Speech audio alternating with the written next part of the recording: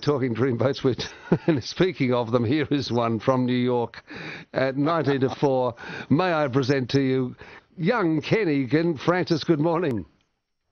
Good morning, Andrew and Simon. How wonderful to hear your voices. Lovely to hear you too, Ken. Where do we find you right at this very second? You find me at the base of the Brooklyn Bridge, which I have just walked across with just incredible, spectacular views of downtown New York City. That's a fair-sized walk, I would imagine. Well, it is, but you know, when you're on holidays and there is so much to see and you are so excited, you don't even notice how far you're walking. You just want to see everything. And there is so much to see in this city. My mind is literally exploding. Well, now, Ken, before we get off the Brooklyn Bridge, can I ask, for those of us who have never had the pleasure of going to the States, compare Brooklyn Bridge size-wise to the West Gate here in Melbourne? Now, I have actually walked across the West Gate. In the late 70s, the Sun News Pictorial used to have an event where you could actually walk across the West Gate. I've got photos of myself just standing there in the middle of the bridge, and I can tell you the Westgate Bridge took a lot longer to walk than the Brooklyn Bridge. Oh, yes, it does too, because it's deceptively long, of course, when you go from base to base. Absolutely. Now, what have you been doing in the last 24 hours, Ken? Well, sleeping, really, because I know it's early morning for you, but here, of course, it's 1:45 in the afternoon. But this morning, really, I'm trying to nut out the subway, which is an incredible system. I mean, surely there must have been politicians who, when they were thinking about that wonderful invention called the MyKey, came to New York, came to other cities in the world, had a look at what they did, and maybe took some of it back, but obviously not. Because the subway system just works fantastically. You wander down, you look for the number of the line, you look for the colour, you hop on, and next thing you know, you're there. It's pretty good, isn't it? And the trains come so regularly too.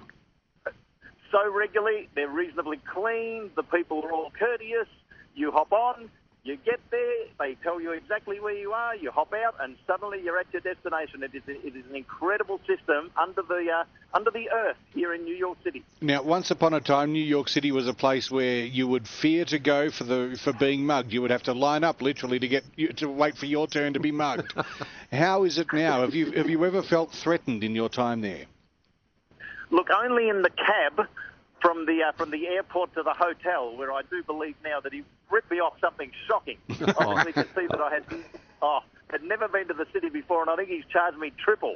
Yes, but I'm onto him. Yes. Don't worry about that. No, there are a lot of police, and of course, the America itself involved with some military action as we speak. So there's certainly the military on the streets as well. The police everywhere you go. They certainly tell you that there's areas, as in Melbourne, that the places you just wouldn't go after dark. But I've been down to Times Square, which is lit up like a Christmas tree 24 hours a day. That is just unbelievable. And I've been down there at 2 o'clock in the morning and quite safe and wandered back to my hotel, which is probably a good 10, 15-minute walk. No trouble at all. You haven't had a photo taken with the naked cowboy, have you, Ken?